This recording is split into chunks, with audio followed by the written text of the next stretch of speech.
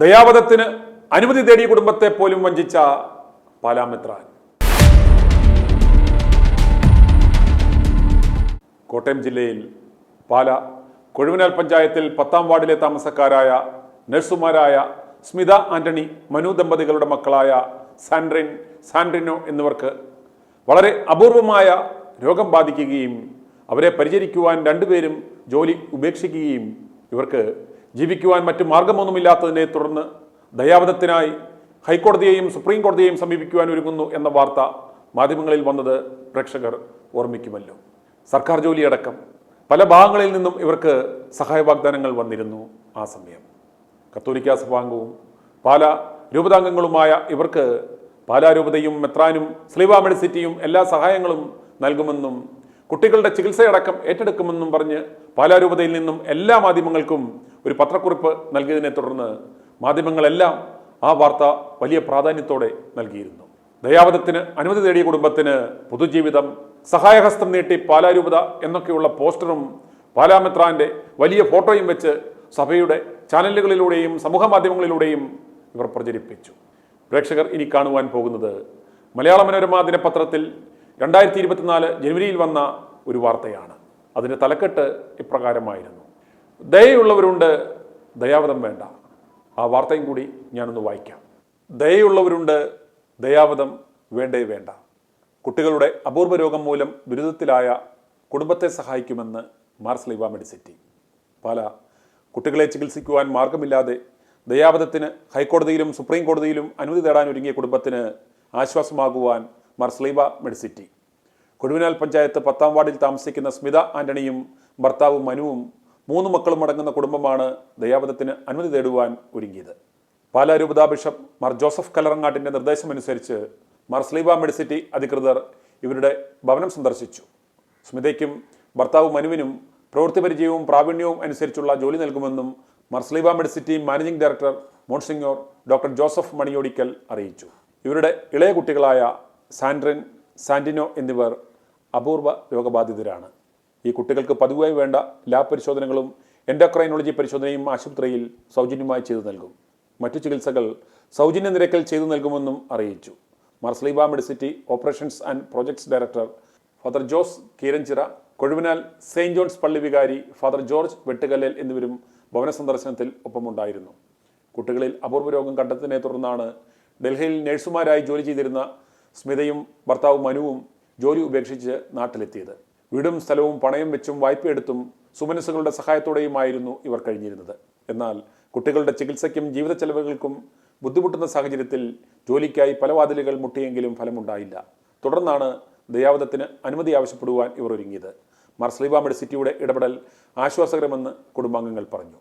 പല മാധ്യമങ്ങളിലും കോടികൾ മൂല്യമുള്ള വാർത്തയാണ് ഈ പ്രഖ്യാപനത്തോടെ മാർ സ്ലീവ ആശുപത്രിക്കും പാലാമെത്രാനും ലഭിച്ചത്. ഈ വാർത്ത വന്നതോടുകൂടി പാലാ രൂപതയും മെഡിസിറ്റിയും ഈ കുടുംബത്തെ ഏറ്റെടുത്തുവല്ലോ എന്ന് കരുതി സഹായ വാഗ്ദാനം നൽകിയ പലരും പിന്നീട് സഹായിച്ചില്ല. സർക്കാർ ജോലിക്കുള്ള ആ സാധ്യതയും ഇല്ലാതായി. ഈ കുടുംബത്തോട് പാലാമെത്രാനും സംഘവും കാണിച്ച ആ വിശ്വാസവഞ്ചനയെക്കുറിച്ച് സ്മിത ആന്റണി തന്നെ പറയുന്നത് കേട്ടാലും. എന്റെ പേര് സ്മിത ആന്റണി. ഞാന് കൊഴുവനാലാണ് സ്ഥലം. 2 കുട്ടികളുണ്ട്. ഞാന് ദയാവധം എന്ന് പറഞ്ഞ ഒരു കൺസെപ്റ്റ് ഇത് ചെയ്തിരുന്നു. അപ്പം എന്റെ ഈ കുട്ടികൾക്ക് ട്രീറ്റ്മെന്റും കാര്യങ്ങളും ഒന്നും എന്നെ കൊണ്ട് അതിനുള്ള നിവൃത്തിയില്ലായിരുന്നു. അപ്പം 2 കുട്ടികൾക്ക്, അതിൽ ഒരു കുട്ടിക്കാണെങ്കിൽ SWCH എന്ന് പറയുന്ന അപൂർവ രോഗമുണ്ട്. അതിന്റെ കൂട്ടത്തില് സിവിയർ ഓട്ടിസം കൂടെയാണ്. അപ്പൊ ആ കുട്ടി ഇന്ത്യയിലെ ഏക കുട്ടിയാണ് ഈ 2 അവസ്ഥയും കൂടി ഒരുമിച്ച് ഉള്ള കുട്ടി. അപ്പം നമുക്ക് ഹൈക്കോടതിയുടെ ഒരു ഇതൊക്കെ ഉണ്ടായിരുന്നു, ഒരു ഉത്തരവൊക്കെ ഉണ്ടായിരുന്നു. കുഞ്ഞുങ്ങളെ സംരക്ഷിക്കണം, ഗവൺമെന്റ് സംരക്ഷിക്കണം, അവരുടെ ട്രീറ്റ്മെന്റും കാര്യങ്ങളും ഒക്കെ നടത്തി കൊടുക്കണം എന്ന് പറഞ്ഞുള്ളത് ഉണ്ടായിരുന്നു. അപ്പൊ നമുക്ക് പല കാര്യങ്ങളിലും മെഡിസിൻസും ഒക്കെ തരണമെന്ന് പറഞ്ഞായിരുന്നു. അപ്പൊ ഇതൊക്കെ നമുക്ക് ലേറ്റ് ആയി കിട്ടുന്നതുകൊണ്ട് നമ്മളെ കൊണ്ട് ഇത് മുന്നോട്ട് കൊണ്ടുപോകാൻ പറ്റാത്ത ഒരു സാഹചര്യമായിരുന്നു. അതിന്റെ ഇതനുസരിച്ച് നമുക്ക് മുന്നോട്ട് ജീവിതം നയിച്ചുകൊണ്ട് പോകാൻ പറ്റാത്ത സാഹചര്യം വന്നപ്പോഴാണ് ഞങ്ങൾ ദയാവധം എന്നുള്ള ഒരു കൺസെപ്റ്റ് ഞങ്ങളെ കുടുംബം മുഴുവനും ദയാവധത്തിനായിട്ട് കോടതിയിലേക്ക് കൊടുക്കാൻ. കുടുംബം മുഴുവനോ അതോ കുഞ്ഞുങ്ങളുടെ കാര്യത്തിലോ ഏതിലായിരുന്നു നിങ്ങൾ? അല്ലല്ല, ഞങ്ങൾ കുടുംബം മുഴുവൻ. കാരണം ഞങ്ങൾക്ക് കുഞ്ഞുങ്ങളെ ഒരിക്കലും തന്നെ ഒരു മരണത്തിലേക്ക് തള്ളിവിടാൻ ഞങ്ങളെ കൊണ്ട് പറ്റില്ല. ഞങ്ങളവരുടെ മാതാപിതാക്കളാണല്ലോ. ഞങ്ങള് കുടുംബം മുഴുവനും. കുടുംബം മുഴുവൻ സ്മിതയും ഹസ്ബൻഡും അല്ലാതെ പിന്നെ വേറെ ആരൊക്കെയുണ്ട് കുടുംബത്തില്? മൂത്ത ഒരു മോളുണ്ട്, പിന്നെ ഏറ്റവും ഇളയത് ഒരു ആൺകുട്ടി, നടുക്കത്തേതും ആൺകുട്ടിയാണ്. അപ്പൊ ഈ രണ്ട് ഇളയ കുഞ്ഞിനും നടുക്കത്തെ കുട്ടിക്കും ആണ് അപൂർവ രോഗം ഉള്ളത്. അതിൽ നടുക്കത്തെ കുട്ടിക്ക് അപൂർവ രോഗവും അതിന്റെ കൂട്ടത്തില് സിവിയർ ഓട്ടിസവും കൂടെയുള്ള കുഞ്ഞാണ്. തന്നെ ഒരു കാര്യം ചെയ്യാനോ അങ്ങനൊന്നും പറ്റത്തില്ല. എത്ര വയസ്സായി കുഞ്ഞുങ്ങൾക്ക്, ഈ രണ്ട് കുഞ്ഞുങ്ങൾക്ക്? ഇളയ കുട്ടിക്ക് 4 വയസ്സ്, നടുക്കത്തെ കുട്ടിക്ക് ഇപ്പൊ 10 വയസ്സായി, മൂത്ത കുട്ടിക്ക് 13 വയസ്സ്. അപ്പം മൂത്ത ആൾക്ക് മാത്രമേ ഈ അസുഖം ഇല്ലാത്തുള്ളൂ, ബാക്കി 2 പേർക്കും ബുദ്ധിമുട്ടുകളുണ്ട്. അപ്പം നമ്മളെ കൊണ്ട് കുടുംബം മുന്നോട്ട് പോകാൻ പറ്റാത്ത ഒരു സാഹചര്യം വന്നപ്പോഴേക്കും നമുക്ക് വേറെ നിവൃത്തിയില്ല. അപ്പൊ ജോലി ഇല്ലാതെ പറ്റത്തില്ല. അപ്പൊ അതിനു വേണ്ടിയിട്ടാണ് നമ്മൾ ഗവൺമെന്റിലേക്ക് ജോലിക്കായിട്ടുള്ളത് കൊടുത്തിരുന്നത്. ഞങ്ങളുടെ പഞ്ചായത്തില് നമ്മളൊരു റിക്വസിഷനും കാര്യങ്ങളും എല്ലാം കൊടുത്തിരുന്നു. അപ്പം പഞ്ചായത്ത് ഇത് 1 വർഷത്തേക്കും മിച്ചത്തേക്കും അത് ഗവൺമെന്റിലേക്ക് അയക്കാതെ അവര് ഹോൾഡ് ചെയ്തിട്ടിരുന്നു, പഞ്ചായത്ത് സെക്രട്ടറി. അങ്ങനെ വരുന്ന സാഹചര്യത്തിലാണ് ഞങ്ങള് ഒരു പത്രസമ്മേളനം ഒക്കെ വിളിച്ചിരുന്നു. ഈ പത്രസമ്മേളനം വിളിച്ച് അതിനുശേഷം ഞങ്ങള് ദയാവധം എന്നുള്ളൊരു കൺസെപ്റ്റ് അവിടെ പറഞ്ഞിരുന്നു. അപ്പൊ ആ പറഞ്ഞതിന്റെ പത്രസമ്മേളനവും വാർത്തകളും ഒക്കെ ഇങ്ങനെ രൂപത അറിഞ്ഞത് കൊണ്ടാവണം അവര് വീട്ടിൽ വന്ന് മാസിവ മെഡിസിറ്റിയുടെ ഡയറക്ടർ അച്ഛനും പിന്നെ ചീരഞ്ചിറ എന്ന് പറയുന്ന ഒരു അച്ഛനും അദ്ദേഹവും ഞങ്ങളുടെ പള്ളി വികാരി അച്ഛനും കൂടെയാണ് വീട്ടിൽ വരുന്നത്. പെരുന്നാളിന്റെ പ്രദക്ഷിണത്തിന്റെ അന്നത്തെ രാത്രിയിലാണ്, ഒരു 9 മണിക്ക് ശേഷം രാത്രിയിൽ വന്നു. അപ്പൊ രാത്രിയിൽ വന്ന് വീട്ടിൽ വന്നിരുന്ന് ഇവര് സംസാരിച്ചു, നിങ്ങൾക്ക് എന്താണ് ഇതിന് കാരണം കാര്യങ്ങളും ഒക്കെ അവർ സംസാരിച്ചപ്പോൾ നമ്മൾ പറഞ്ഞു ഞങ്ങൾക്ക് വേറെ മാർഗങ്ങളൊന്നുമില്ല.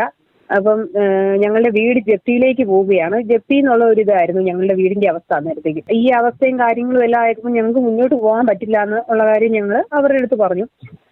അവരിതെല്ലാം കേട്ടിരുന്നപ്പോൾ നമ്മൾ ഗവൺമെന്റിലേക്കുള്ള ജോലിക്ക് കൊടുത്തിരിക്കുന്നു.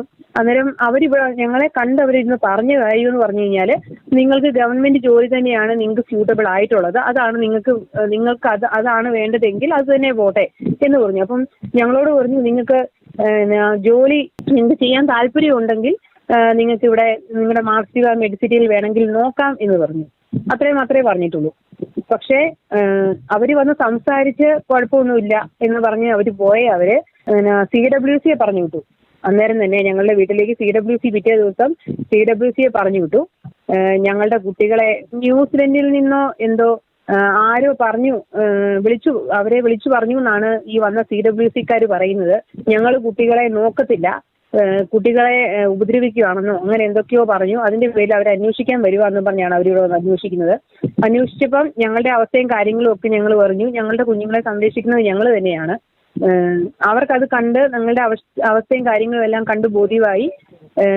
ഞങ്ങളുടെ കുഞ്ഞുങ്ങൾക്കുള്ള ഡയറ്റും കാര്യങ്ങളും എല്ലാം കേട്ട് കഴിഞ്ഞപ്പോൾ അവർക്ക് മനസ്സിലായി. അവർ പറഞ്ഞത് ഞങ്ങളുടെ കുട്ടികളെ അവർ കൊണ്ടുപോകുന്നു എന്ന് പറഞ്ഞു. അപ്പം ഞങ്ങളുടെ 2 കുട്ടികളെയും കൊടുക്കുകയില്ല എന്ന് പറഞ്ഞപ്പം പറഞ്ഞു ഒരു കുഴപ്പമില്ലാത്ത മൂത്ത മോളെ അവർക്ക് വേണമെന്ന് പറഞ്ഞു. ഞങ്ങൾ പറഞ്ഞു കൊടുക്കാൻ പറ്റത്തില്ല, കാരണം ഞങ്ങളുടെ കുഞ്ഞുങ്ങളെ വളർത്താൻ വേണ്ടിയാണ് ഞങ്ങൾ കഷ്ടപ്പെട്ട ഒരു ജോലിക്ക് വേണ്ടിയിട്ട് നമ്മൾ കൊടുത്തിരിക്കുന്നത് ഗവൺമെന്റിൽ. അത് കാരണം ഞങ്ങൾക്ക് താല്പര്യമില്ല, ഇങ്ങനെയുള്ള കാര്യങ്ങളിൽ ഞങ്ങൾക്ക് താല്പര്യമില്ല. ഞങ്ങൾ മരിക്കുവാണെങ്കിൽ ഞങ്ങൾ ഒരുമിച്ച് മരിക്കും, അല്ലാതെ ഞങ്ങളുടെ കുട്ടികളെ ആർക്കും വിട്ടുകൊടുക്കത്തില്ല എന്ന് പറഞ്ഞു. അവരിതെല്ലാം സമ്മതിച്ച് അവര് ഞങ്ങളുടെ വീട്ടിൽ നിന്ന് പോയതിനു ശേഷം പിറ്റേ ദിവസത്തെ രാവിലത്തെ പത്രങ്ങളിലെല്ലാം വാർത്ത വരുന്നത് ദയാവധവുമായി ബന്ധപ്പെട്ട കുടുംബത്തിന്റെ പാലാ രൂപത ഏറ്റെടുത്തിരിക്കുന്നു എന്നും പറഞ്ഞുകൊണ്ടാണ് വാർത്ത വരുന്നത്. വാർത്ത വന്നതിന്റെ ഫലമായിട്ട് ഞങ്ങൾക്ക് യാതൊരു വിധത്തിലുള്ള സഹായം, ഒരു മനുഷ്യരുടെ ഒരു സഹായം പോലും പിന്നീട് ലഭിച്ചിട്ടില്ല. UNAയുടെ കുറച്ച് ആളുകൾ ഞങ്ങളെ സഹായിച്ചതല്ലാതെ വേറെ ആരും ഞങ്ങളെ സഹായിക്കാനായിട്ട് മുന്നോട്ട് വന്നിട്ടില്ല. കാരണം ആരും വിളിക്കുകയോ യാതൊന്നുമില്ല. ഞങ്ങളുടെ അതായത് ഈ പാലാരൂപത നിങ്ങളെ ഏറ്റെടുത്തു, എല്ലാ സഹായവും ഉണ്ടെന്നുള്ളത് യുവമാര് മാക്സിമം എല്ലാ മാധ്യമങ്ങളിലൂടെയും പറഞ്ഞ് അതിന്റെ മൈലേജ് അവരെടുത്തു. പക്ഷെ അവർ തിരിച്ചു നോക്കില്ല. എന്തെങ്കിലും സഹായം അവരുടെ ഭാഗത്ത് നിന്ന് കിട്ടിയോ? ഇല്ല, ഞങ്ങളെ വിളിച്ചിട്ടുമില്ല, പറഞ്ഞിട്ടുമില്ല. ഞങ്ങൾക്ക് യാതൊരു സഹായവും ഉണ്ടായില്ല. ഞങ്ങളെ പത്രവാർത്താ മാധ്യമങ്ങളിൽ കൂടി ഞങ്ങളെ അപകീർത്തിപ്പെടുത്തുകയാണ് ഉണ്ടായത്. അപ്പം ഇതിന്റെ സാഹചര്യത്തിൽ ഞാൻ മലയാള മനോരമ പത്രത്തിൽ ഞാൻ വിളിച്ചന്വേഷിച്ചു, ഇത് എവിടെ നിന്നാണ്, ആര് പറഞ്ഞിട്ടാണ് ഞങ്ങളുടെ അനുവാദമില്ലാതെ ഞങ്ങളെപ്പറ്റി ഒരു വാർത്ത ഇങ്ങനെ പ്രചരിപ്പിച്ചിരിക്കുന്നതെന്ന് ചോദിച്ചപ്പോൾ അവർ പറഞ്ഞത് പാലാ രൂപതയുടെ ഒഫീഷ്യൽ വെബ്സൈറ്റിൽ നിന്ന് വന്ന മെയിലിൽ നിന്നാണ് ഇതെന്ന് പറഞ്ഞു. അങ്ങനെയാണ് ഞങ്ങളെ അറിയിച്ചത്. അതുപോലെ തന്നെ ഷെക്കീന എന്ന് പറയുന്ന ന്യൂസ് ചാനല് ഷാലോമിന്റെ ഉണ്ടായിരുന്നു. അങ്ങനെ എന്തൊക്കെയോ കുറച്ച്, പിന്നെ ദീപിക പത്രമുണ്ട്, ഇന്ത്യൻ എക്സ്പ്രസ് തൊട്ട് ഒരുമാതിരിപ്പെട്ട എല്ലാ പത്രമാധ്യമങ്ങളിൽ കൂടി മുഴുവനും ഇങ്ങനെയുള്ള വാർത്തയാണ് വന്നിരിക്കുന്നത്. ഞങ്ങൾക്ക് ട്രീറ്റ്മെന്റുകളെല്ലാം ഫ്രീ ആയിട്ട് ഞങ്ങളുടെ കുട്ടികൾക്ക് കൊടുക്കും. അതുപോലെ തന്നെ ഹസ്ബൻഡിനും വൈഫിനും ജോലി. ഇതുവരെയായിട്ടും ഈ ഒരു കാര്യങ്ങളും ഞങ്ങൾക്ക് ലഭിച്ചിട്ടില്ല. ഇതിനുശേഷം എൻ്റെ ഇളയ കുഞ്ഞിനെ ഞങ്ങൾ പൾമനോളജിസ്റ്റിനെ അവിടെ മാർസിവ മെഡ്സിറ്റി ഹോസ്പിറ്റലിൽ കൊണ്ട് ട്രീറ്റ്മെന്റ് ചെയ്തു. ഞങ്ങൾ ആ ട്രീറ്റ്മെന്റ് ചെയ്യുന്നതിന് പൈസ മുടക്കിയിട്ടാണ്, ഞങ്ങളുടെ ബില്ലെല്ലാം ഉണ്ട്. ഞങ്ങൾ അവിടെ കൊണ്ടുപോയി ട്രീറ്റ്മെന്റ് എല്ലാം ചെയ്തതിന് ശേഷം ഞങ്ങൾക്ക് ബില്ലും പേ ചെയ്തിട്ടാണ് ഞങ്ങൾ കാര്യങ്ങളെല്ലാം ചെയ്തത്. കുഞ്ഞിൻ്റെ 3 പ്രാവശ്യത്തോളം ഞങ്ങൾ പോയിട്ടുണ്ട് ഈ മാർസിവ മെഡ്സിറ്റിയിൽ ഈ കുഞ്ഞിനെ കാണിക്കാനായിട്ട്. ഇന്നേ വരെ ഞങ്ങൾക്ക് ഫ്രീ ആയിട്ട് യാതൊന്നും ഞങ്ങൾക്ക് ലഭിച്ചിട്ടില്ല അവിടെ. അപ്പൊ ഇതെല്ലാം കാണിക്കുന്നത് ഞങ്ങളെ വെറുതെ അപകീർത്തിപ്പെടുത്തുക എന്നുള്ളത് മാത്രമാണ്. അങ്ങനെ അപകീർത്തിപ്പെടുത്തിയത് കൊണ്ട് ഞങ്ങൾക്ക് ആരുടെയും സഹായവും ലഭിച്ചില്ല, ഞങ്ങൾക്ക് ഗവൺമെന്റ് ജോലിയും ഇതുവരെയായിട്ടും കിട്ടിയിട്ടില്ല. ഇതാണ് എന്റെ അവസ്ഥയെന്ന്. ചുരുക്കം പറഞ്ഞാൽ നിങ്ങളോട് കാണിച്ച വലിയൊരു ചതിയായിരുന്നു. കാരണം ഇവരെ ഏറ്റെടുക്കുന്നു, സഹായിക്കുന്നു എന്ന് പറഞ്ഞ് മാധ്യമങ്ങളിലൂടെ എല്ലാം ഇവർ പരസ്യം ചെയ്തു. ചിലപ്പോൾ ഇവർക്ക് ഏതെങ്കിലും സ്പോൺസർമാരിൽ നിന്നോ ഒക്കെ സഹായം ചിലപ്പോൾ കൈപ്പറ്റാം. പക്ഷെ നിങ്ങൾക്ക് യാതൊരു സഹായം കിട്ടിയില്ല, കിട്ടാനുള്ള സാധ്യത കൂടി ഇല്ലാതാക്കി കളഞ്ഞു. ഇല്ലാതാക്കി കളഞ്ഞു. അതാണ് ഉണ്ടായത്. അവരുടെ എഡ്യൂക്കേഷൻ ക്വാളിഫിക്കേഷൻ എന്താണ്? ഞാൻ നേഴ്സാണ്. കുഞ്ഞിനെ ശരിക്കും പറഞ്ഞു കഴിഞ്ഞാൽ നോക്കണമെങ്കിൽ ഞങ്ങളുടെ രണ്ടുപേരുടെ ആവശ്യമുണ്ട്. പക്ഷെ ഹസ്ബൻഡ് എന്ത് ചെയ്യുന്നു? രണ്ടുപേരും അല്ല, ഇപ്പൊ ഒന്നും ചെയ്യാൻ പറ്റത്തില്ല. ഞങ്ങൾക്ക് മോനെ നോക്കണമെങ്കിൽ ഹസ്ബൻഡ് ഇല്ലാതെ പറ്റില്ല. ഇപ്പൊ ഉപജീവനത്തിലുള്ള മാർഗം എങ്ങനെയാ നിങ്ങൾ രണ്ടുപേരും ജോലിക്ക് പോകാതിരിക്കുമ്പോ? അത് ഞങ്ങളുടെ ഫ്രണ്ട്സ് ഒക്കെ പലരും ഞങ്ങൾക്ക് വല്ലപ്പോഴും ഒക്കെ സഹായിക്കുന്നുണ്ട്. പിന്നെ ഞാൻ ചെറിയ ചെറിയ ഓൺലൈനിലുള്ള ചെറിയ ചെറിയ കാര്യങ്ങളൊക്കെ ചെയ്യുന്നുണ്ട്. താമര കൃഷി ചെയ്ത് വിൽക്കുന്നുണ്ടായിരുന്നു. അങ്ങനെ ചെറിയ ചെറിയ കാര്യങ്ങളൊക്കെ ചെയ്തൊക്കെയാണ് ഞങ്ങളുടെ കാര്യങ്ങളൊക്കെ. മനുഷ്യന്റെ ദുരിതങ്ങൾ മുതലെടുക്കുവാൻ ഈ ലോകത്ത് ഇവരെ കഴിഞ്ഞേ മറ്റാരുമുള്ളൂ. നെഞ്ചത്ത് വലിയ ചുമല ഇടക്കെട്ടും കെട്ടി ഇതുപോലെ പൊള്ളയായ മോഹന വാഗ്ദാനങ്ങൾ കൊടുത്ത് നാട്ടുകാരെ പറ്റി ജീവിക്കുവാൻ നാണമില്ലേ പാലാമെത്രാനെ? നിങ്ങളുടെ ഇത്തരം ഉടായ്പിലൂടെ നാണം കെടുന്നത് ക്രൈസ്തവ സഭകളും ക്രിസ്തുവുമാണെന്നെങ്കിലും ഓർത്തിരിക്കുക. i2i News, an eye for truth. i2i News subscribe ചെയ്തിട്ടില്ലാത്തവർ ഇപ്പോൾ തന്നെ സബ്സ്ക്രൈബ് ചെയ്യുക. നോട്ടിഫിക്കേഷൻ ലഭിക്കുവാൻ ബെൽ ബട്ടണും അമർത്തുക.